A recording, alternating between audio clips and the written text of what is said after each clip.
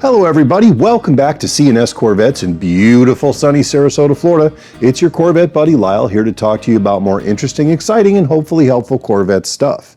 Today, we're going to review 5 additional things you can do that you're all above and beyond what you may already be doing to help promote the Corvette hobby and to help us grow our family of Corvette enthusiasts. Before we get started, guys, just a quick shout out to all of you first-time viewers or people who aren't regular viewers of our channel.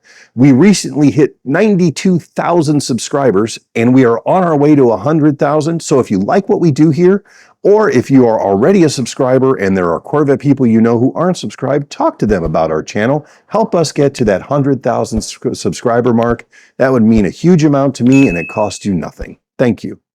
Those of us who are already in the Corvette hobby are obviously here because we love the cars. We love owning them, taking care of them, driving them. But the best part of the hobby is getting together with other people who share our love of these cars and doing fun things with them. Now, because we are such a close-knit community, it can be intimidating for people who aren't, quote, in the club yet. But there are ways that we can go ahead and make them feel welcome, maybe even improve the level of interest they have in our cars, their future Corvette, and what they can do with it in and among other Corvette owners groups. First of all, if you really want to help the Corvette hobby, drive your Corvette. A, it's good for the car. B, it's good for your soul. And C, the more you drive it, the more people you're going to interact with. How many of you out there, raise your hand, have been out just trying to get gas in your Corvette because you're going somewhere, and while you're filling up, 2, 3, 10 people come up and want to talk to you about your car? It is important that if you can, to take the time and engage them and answer questions and just be friendly and open about it, because nothing makes the Corvette look like a more fun, enjoyable car than you being a fun, kind, and engaging Corvette owner. Take your car to Cars and Coffee, cruise-ins, parades, community festivals, all great ways to get you to enjoy your car personally and to share it with other people and be able to promote the hobby, to be an ambassador for our hobby. When you meet new Corvette owners, be friendly and approachable. I mean, this should be common sense, but for some people, it is not the first thing they think of, especially if that new Corvette owner may have a Corvette that is inferior to yours in value or quality or color or whatever. It doesn't have to be a Corvette you like. As long as they're in the Corvette family and they are kind and friendly, be kind and friendly back. Social media obviously is a great way to share your passion. Share videos and pictures of your adventures in your car, recaps of trips and fun stories that you may have that can inspire others to get involved because they want to have those kind of adventures as well. Talk to people about their car. Very few people don't enjoy talking about things that they love or that they're passionate about. A simple conversation with curious onlookers can spark someone's interest in Corvette for years to come. Again, this goes back to the, man, I got to be somewhere in 20 minutes and I need to just get a splash of fuel. Oh, hi, how you doing? Oh, yeah, it's a 2003.